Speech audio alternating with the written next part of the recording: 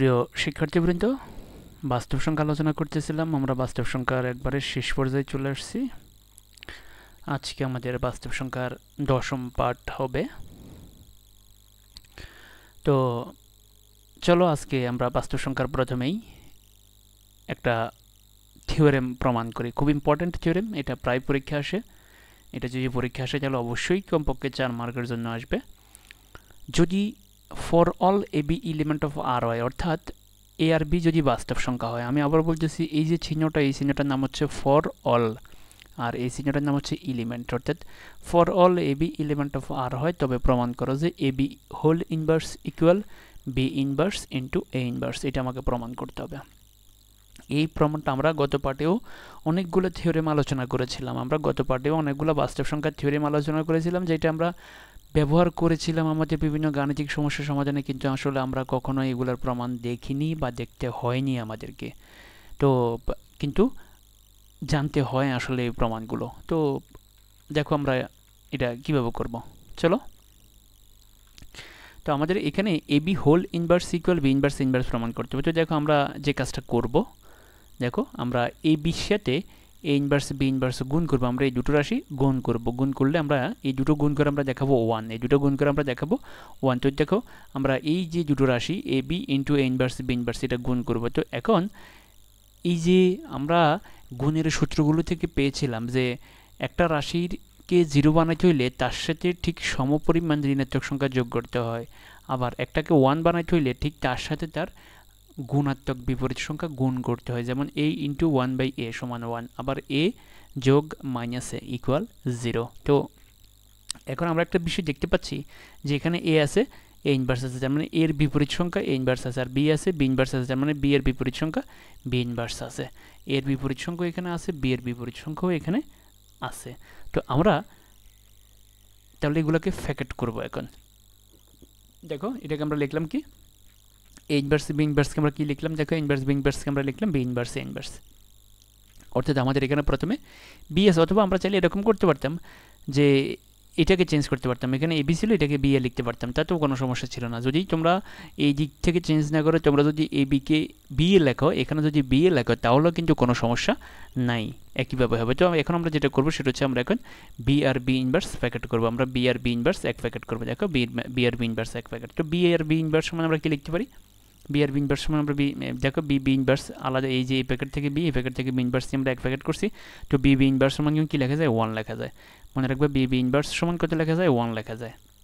তাহলে এখন আমাদের হাতে কি থাকে, আমাদের হাতে থাকে এ আর এ ইনভার্স, আমাদের হাতে থাকে এ আর এ ইনভার্স। তো আর এ ইনভার্স সমান কি লেখা যায়, এ ইনভার্স ইকুয়াল হচ্ছে 1। তাহলে কোনো রাশিকে তার গুণাত্মক বিপরীত সংখ্যা দ্বারা গুণ করলে হবে 1। কোনো রাশিকে তার গুণাত্মক বিপরীত সংখ্যা দ্বারা যদি আমরা গুণ করি তাহলে কত হবে, 1 হবে। তাহলে দেখো আমরা A B R inverse B inverse গুণ করে 1 বানিয়েছি। এখন আমরা উল্টা দিক থেকে গুণ করবো। এখন আমরা এই রাশির সাথে এই রাশি গুণ করবো। দেখো আবার A inverse B inverse equal into A B. তো আমরা এখন এই দুটো রাশি গুণ করবো। তো এখন দেখো এখানে আছে কত বি ইনভার্স, এখানে আছে কত এ বি। তাহলে আমরা এখন এ বিকে বি এ বানাবো। দেখো বা আমরা এই দিক থেকে চেঞ্জ করলাম, যে দুই দিক থেকে চেঞ্জ করা যাবে, যে কোনো এক দিক থেকে চেঞ্জ করলে হবে। আমরা চাইলে এ বিকে বি এ বানাতে পারি, অথবা চাইলে এটাকেও চেঞ্জ করতে পারি। তো আমরা কী করলাম, ইনভার্স বি ইনভার্সকে আমরা বি ইনভার্স ইনভার্স লিখলাম। এখন আসো, তো তাহলে আমরা কী করলাম, আমরা এটাকে চেঞ্জ করে এটা লিখছি। তোমরা দেখো ভালো করে, ইনভার্স বি ইনভার্সকে আমরা কী লিখলাম, বি ইনভার্স ইনভার্স লিখলাম। এবার আমরা এ ইনভার্স এবং এ দুটোকে একটা প্যাকেটে নিয়ে আসবো। এ ইনভার্স এবং এ, দেখো এই প্যাকেট থেকে ইনভার্স, এই প্যাকেট থেকে এ, এটাকে আমরা একসাথে এখানে এ ইনভার্স এ লিখলাম। এবার আসো এ ইনভার্স আর এ গুণ করলে হবে 1, এ ইনভার্স আর এ গুণ করলে হবে 1, এ ইনভার্স আর এ গুণ করলে কী হবে, 1 হবে। কোনো রাশিকে তার তার গুণাত্মক বিপরীত সংখ্যা দ্বারা গুণ করলে হবে কত, 1। তো এবার আসলে তাহলে এখানে আমাদের কী থাকতেছে, এখানে আমাদের থাকতেছে এখন বি ইনভার্স আর বি। তো বি ইনভার্স আর বি ইনভার্স আর বি সমান হচ্ছে 1। তাহলে বি ইনভার্স আর বি সমান আমরা কী লিখতে পারি, দেখো বি ইনভার্স আর বি সমান আমরা এখানে কী লিখতে পারি, 1 লিখতে পারি। বি ইনভার্স এবং বি সমান হচ্ছে 1। তাহলে দেখো এখানে আমরা কী পেলাম, যে এ বিকে যখন আমরা এ ইনভার্স বি ইনভার্স দ্বারা গুণ করছি, এবং এ ইনভার্স বি ইনভার্সকে যখন আমরা এ বি দ্বারা গুণ করছি, যখন আমরা কী পাইছি, 1 পাইছি। দেখো এই রাশিকে এই রাশি দ্বারা গুণ করছি, আবার এই রাশিকে আমরা এই রাশি দ্বারা গুণ করছি, গুণ করে 1 পাইছি। এর অর্থ হচ্ছে এই যে দুটো রাশি, এই যে রাশি, দেখো এই একটা রাশি, এই একটা রাশি, এই যে দুটো রাশি পরস্পরের বিপরীত। দেখো আমরা এই দুটো গুণ করে 1 পাইছি এইভাবে। অর্থাৎ আমরা মনে রাখবা, আমরা এ আর বি গুণ করেও 1 পাইছি, বি আর এ গুণ করেও 1 পাইছি। তো যেহেতু দুটি রাশির গুণফল আমরা কী পেলাম, 1 পাইলাম, তার মানে একটা একটার বিপরীত, একটা একটার বিপরীতের অর্থ হচ্ছে দেখো A B inverse equal B inverse A inverse, একটা রাশির বিপরীত। A B inverse equal whole inverse equal B inverse A inverse. দেখো আমরা এই দুটো রাশি গুণ করে 1 পাইছি, আমরা এইভাবে দিক পরিবর্তন করেও কিন্তু 1 পাইছি। এর অর্থ হচ্ছে এই দুটো রাশি সম্পূর্ণ পরস্পরের বিপরীত, এই দুটো রাশি সম্পূর্ণ পরস্পরের বিপরীত, এই দুটো রাশি সম্পূর্ণ পরস্পরের বিপরীত। তো এই প্রবলেমটা একটু ডিফারেন্ট, এখানে দুইবার কাজ করতে হয়েছে আমাদেরকে। একবার আমরা বি এ গুণ করছি, আরেকবার আমরা এ বি গুণ করছি। দেখো তুমি যদি চিন্তা করো যে এটা হচ্ছে আমার এ, এটা হচ্ছে আমার বি, এ আর বি গুণ করে আমরা 1 পাইছি, ঠিক একইভাবে বি আর এ গুণ করে আমরা 1 পাইছি। তো যেহেতু এ আর বি সমান আমরা 1 পাইছি, বি আর এ সমান আমরা 1 পাইছি, এর অর্থ হচ্ছে দুটো রাশি পরস্পরের বিপরীত। তার মানে একটা সমান আমরা আরেকটার ইনভার্স লিখতে পারি, যেমন আমরা লিখতে পারি এ সমান বি ইনভার্স, অথবা আমরা লিখতে পারি বি সমান এ ইনভার্স। তো এই প্রবলেমটা তোমরা সবচেয়ে বেশি প্র্যাকটিস করবা, এই প্রবলেমটাই সবচেয়ে বেশিবার পরীক্ষায় আসছে। তো চলো আমরা নেক্সট প্রবলেমটা দেখি। এই এখন আমরা যেটা আলোচনা করব এটা কিন্তু একবারে শর্ট একটা প্রশ্ন, আমরা কিন্তু পূর্বে আলোচনা করেছিলাম বাস্তব সংখ্যার স্বীকার্য যখন আমরা আলোচনা করেছিলাম, সেখানে আমরা বিপরীত সংখ্যা নিয়ে আলোচনা করেছিলাম, অর্থাৎ বাস্তব সংখ্যার বিপরীত অস্তিত্ব। যেমন যদি 2 বিদ্যমান থাকে তাহলে -2 এর অস্তিত্ব আছে, আবার যদি 2 থাকে তাহলে হাফেরও অস্তিত্ব আছে।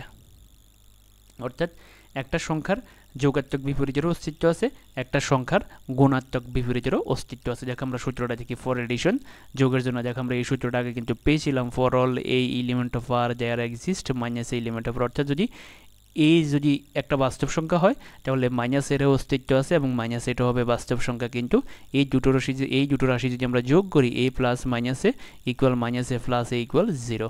দেখো এই দুটো রাশি যদি আমরা যোগ করি, এ প্লাস মাইনাস এবং মাইনাস এ প্লাস এ ইকুয়াল কী হবে 0 হবে। তাহলে আমরা কিন্তু পূর্বে আলোচনা করেছিলাম যেমন 2 যদি বাস্তব সংখ্যা হয় তাহলে -2 বাস্তব সংখ্যা, হাফও বাস্তব সংখ্যা, এবং -2 সাথে 2 যোগ করলে 0 হবে, এবং 2 সাথে -2 যোগ করলেও 0 হবে। এটা মনে রাখতে হবে, এটা হচ্ছে যোগের জন্য। ঠিক একইভাবে দেখো এই যে এখানে -a কে এ এর যোগাত্মক বিপরীত বলা হয়। তার মানে বুঝতে হবে তোমাদেরকে যে গণিতে বিপরীত সংখ্যা দুই প্রকার, একটা হচ্ছে যোগাত্মক বিপরীত, একটা হচ্ছে গুণাত্মক বিপরীত। প্রত্যেকটা বিপরীত সংখ্যার মনে রাখবা, প্রত্যেকটা বাস্তব সংখ্যার যোগাত্মক বিপরীতও আছে, গুণাত্মক বিপরীতও আছে।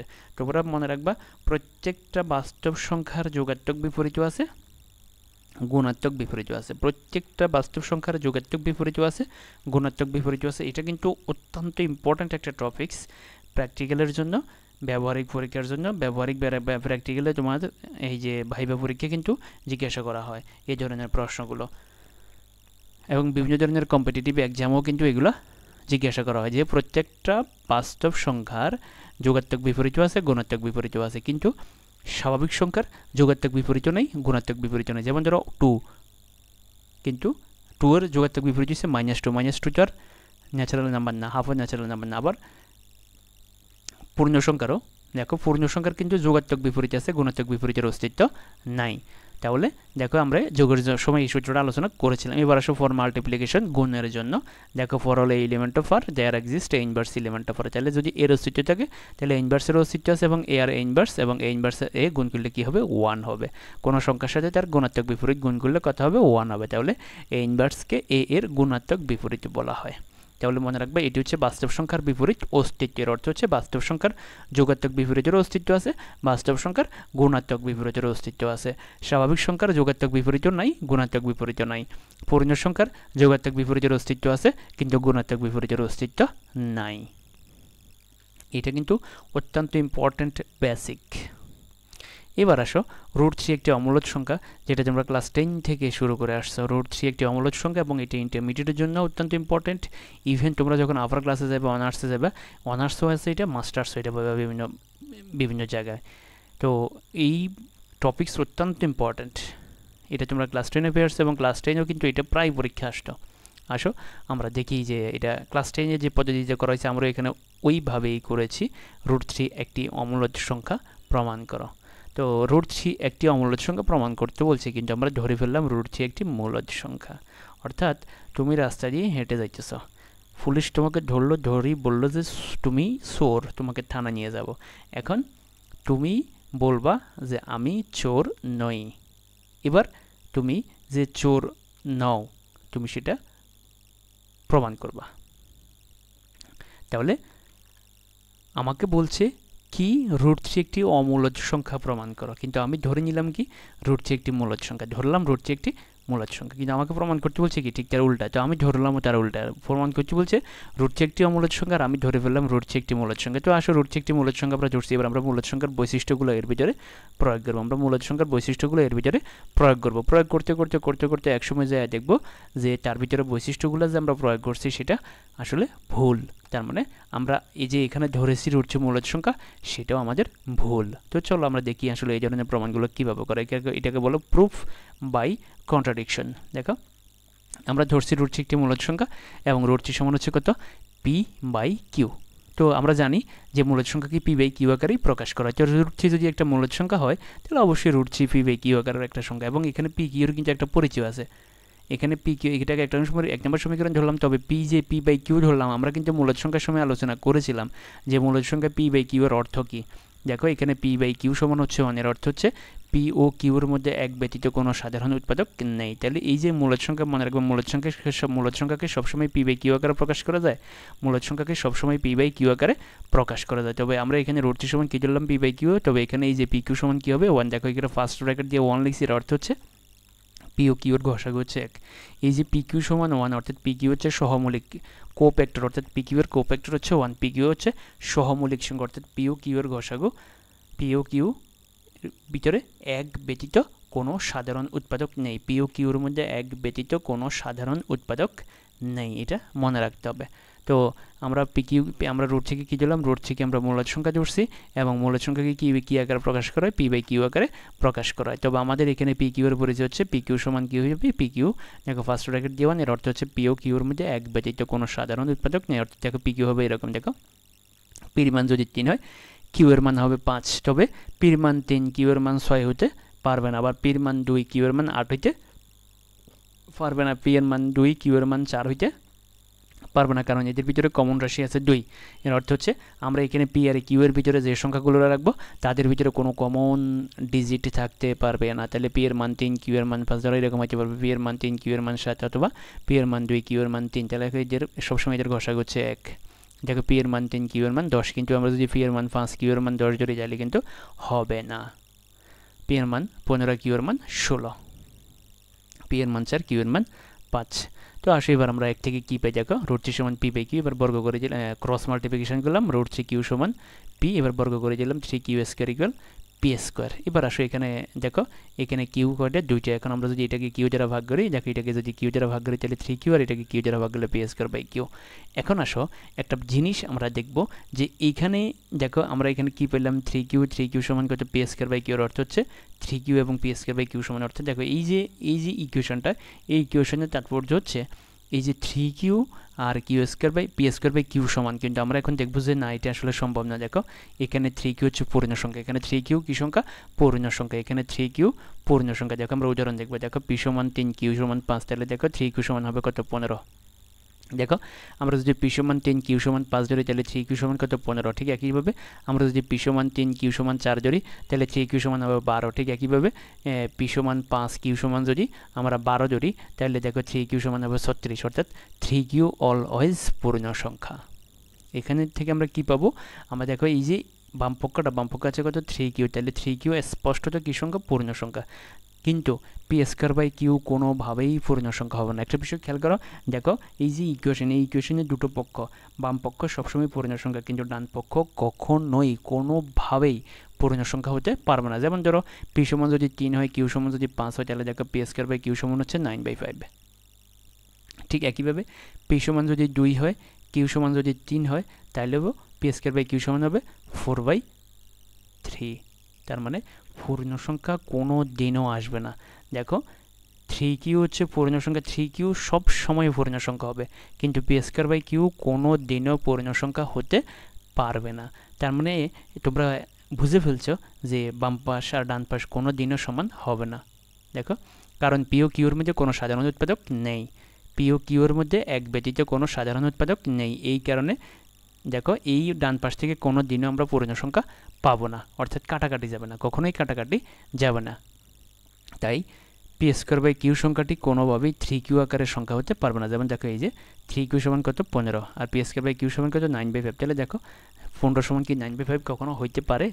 কখনো হইতে পারে না। তুমি যেই সংখ্যা দিয়ে যাচাই করো না কেন, তুমি এই শর্ত সাপেক্ষে পি ও কিউ এর মধ্যে এক ব্যতীত কোনো সাধারণ উৎপাদক নেই, এই শর্ত সাপেক্ষে পি ও কিউ এর মান তুমি যা দিয়েই যাচাই করো না কেন, এখানে কিন্তু এই যে 3q আর p²/q কোনো দিনও একই জাতীয় সংখ্যা আসবে না, একই জাতীয় সংখ্যা আসবে না। অর্থাৎ 3q আসবে পূর্ণ সংখ্যা আর p²/q আসবে অলওয়েজ ফ্র্যাকশন। তাহলে তার মানে কি যে আমাদের ধারণা ভুল। তাহলে দেখো p², তাহলে √3p/q আকারের সংখ্যা হতে পারবে না। দেখো একটা বিষয়, এটা যদি এটা সমান হইতে না পারে তাহলে এটা সমান হইতে পারবে না, মানে এটা সমান হইতে পারবে না, এটার সমান হইতে পারবে না। তো এটা যদি এটার সমান না হয় তার মানে √3 মূলদ সংখ্যা হইতে পারবে না, কারণ একমাত্র মূলদ সংখ্যাকেই p/q আকারে প্রকাশ করা যায়। তাহলে অতএব √3 সংখ্যাটি কোনোভাবেই p/q আকারের সংখ্যা হতে পারবে না। √3 সমান p/q কোনো দিনও হতে পারবে না। আর যদি √3 সমান p/q হতে না পারে তাহলে √3 মূলদ সংখ্যা হইতে পারবে না, তার মানে √3 একটি অমূলদ সংখ্যা। তাহলে দেখো আমরা কিভাবে √3কে একটা মূলদ সংখ্যা ধরছি, ধরার পর আস্তে আস্তে যখনই তার ভিতরের দিকে ঢুকতে যায় দেখি যে আসলে না, সে তো মূলদ সংখ্যা হইতে পারবে না, তার মানে আর বাকি আছে কি অমূলদ, তাহলে সে অমূলদ সংখ্যা। তাহলে √3 একটি অমূলদ সংখ্যা। আমরা √3 সমান কি ধরলাম? p/q, যেখানে pq সমান 1 মনে রাখবে এই যে ফার্স্ট ব্র্যাকেট, এই ফার্স্ট ব্র্যাকেটের তাৎপর্য হচ্ছে p ও q এর ঘষাগু, এর অর্থ হচ্ছে p ও q এর মধ্যে এক ব্যতীত কোনো সাধারণ উৎপাদক নেই। তো বর্গ করলাম, বর্গ করে দেখো আমরা এই পর্যন্ত আসলাম, এই পর্যন্ত আসি দেখো 3q হবে পূর্ণ সংখ্যা। তুমি এই শর্ত অনুযায়ী p ও q এর মান তুমি যাই ধরো না কেন 3q সবসময় পূর্ণ সংখ্যা আসবে আর p²/q সবসময় ভগ্নাংশ আসবে। তার মানে এই ফার্স্ট আর এই ফার্স্ট কোনো দিনও সমান হইতে পারবে না, কারণ পি ও কিউর মধ্যে এক ব্যতীত কোনো সাধারণ উৎপাদক নেই, তাই p²/q এ আকারের কোনো সংখ্যা হইতে পারবে না। তার মানে √3 এ আকারের কোনো সংখ্যা হইতে পারবে না, তার মানে √3 মূলদ সংখ্যা হইতে পারবে না। তাহলে √3 কি সংখ্যা? অমূলদ সংখ্যা। ভেরি সিম্পল, এটা অত্যন্ত ইম্পর্টেন্ট, অবশ্যই ভালো করে প্র্যাকটিস করবা। তো তোমরা অবশ্যই √5 একটি অমূলদ সংখ্যা, √3 একটি অমূলদ সংখ্যা, যেটা প্রমাণ করবে একইভাবে। শুধু আমি যে √3 করছি, শুধু 3 এর জায়গায় তোমরা 5 আর 3 এর জায়গায় 2 বসে দিবে, লেখা কোনো পরিবর্তন হবে না, যেভাবে সেভাবে লিখতে ফেলবা। তাহলে অবশ্যই এগুলো প্র্যাকটিস করবা, মনে রাখবা। দেখা গেছে যে এগুলা অল্টারনেট ইয়ারে আসে।